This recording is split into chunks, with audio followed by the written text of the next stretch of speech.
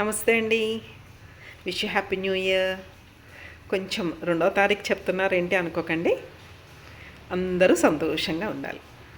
ఒక చిన్న బాబుని వాళ్ళ అమ్మగారు ఒక కిరాణా షాప్కి తీసుకెళ్తారు. ఎంతో చిన్నగా బుజ్జిగా ఉన్న ఈ అబ్బాయిని చూసి కిరాణా షాపు వాడు చాలా ముచ్చటపడి, బాబు చాక్లెట్లు తీసుకో అని ఒక సీసా నిండా ఉన్నటువంటి చాక్లెట్ల సీసాని ఎదురుగుండా పెడతాడు. అందులోంచి తనకి నచ్చితే ఒక 5-6 తన చేతితో తీసుకోవచ్చు, కానీ వద్దు అంకుల్ మీరే ఇవ్వండి అని అంటాడు. ఆయనకి ఇంకా నచ్చుతుంది. అయ్యా ఎంత బాగా పెంచుతున్నారు మీ అమ్మగారు, ఇంత చిన్న పిల్లాడివి 5 ఏళ్ళు కూడా ఉండవు నీకు, చాలా చక్కని పెంపకం అని అమ్మని కొడుకుని కూడా పొగిడి తన చేతుల నిండా చాక్లెట్లు తీసి అబ్బాయికి ఇస్తారు.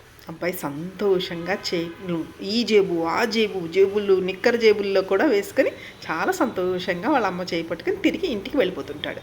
వాళ్ళ అమ్మకి కొంచెం కుతూహలంతో అడుగుతుంది, ఒరే అంకుల్ అని చాక్లెట్లు సీసా ఇస్తే చక్కగా తీసుకోవడం మానేసి ఆయన్నే ఇమ్మన్నావు ఎందుకు అంటే, అమ్మా నా చెయ్యి చాలా చిన్నది, తనిస్తే ఎన్నిచ్చాడో చూసావా, నాకు వస్తే ఒక 5-6 వచ్చేవి, అవే తనిచ్చే ఎంత బాగున్నాయి, ఎన్ని వచ్చాయో చూసావా అంటాడు.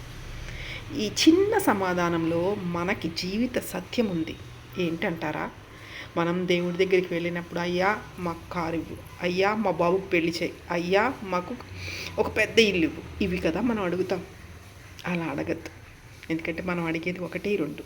కానీ స్వామి ఇవ్వదలుచుకుంటే చేతుల నిండా చాక్లెట్లు ఇచ్చినట్టు ఎన్నో ఇస్తాడు. మనకు కావాల్సిందల్లా ఆయన మీద మనం పెట్టవలసింది, చూపించవలసింది నమ్మకం, అంతే.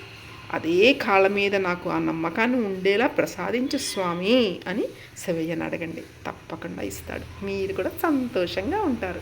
ఏడాదంతా సంతోషంగా ఉండాలని కోరుకుంటూ నమస్తే.